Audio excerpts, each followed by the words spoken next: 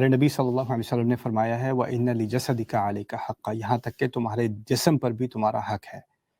وَلَا تَنْسَ نَصِيبَكَ مِنَ الدُّنْيَا، قرآن میں آ گیا کہ تمہارا دنیا میں سے اپنا حصہ مت بھولا کرو، دنیا میں بھی تمہارا حصہ ہے۔ وَأَحْسِن كَمَا أَحْسَنَ اللَّهُ إِلَيْكَ، اور بہترین کرو جیسے اللہ تعالیٰ نے تمہارے ساتھ بہترین کیا ہے۔ اللہ تعالیٰ نے ہمیں دنیا میں سزا کے طور پہ نہیں ڈالا، کہا ہے هُوَ الَّذِي خَلَقَ لَكُم مَّا فِي الْأَرْضِ جَمِيعًا، تمہارے لیے ہی بنایا ہے جو کچھ بنایا ہے زمین میں پورا جمیعاً، یعنی ہم دنیا والے نہیں ہیں اور صرف آخرت والے نہیں ہیں، ہم ایسے دنیا والے ہیں کہ اپنی دنیا کے ذریعے ہم آخرت کو بناتے ہیں۔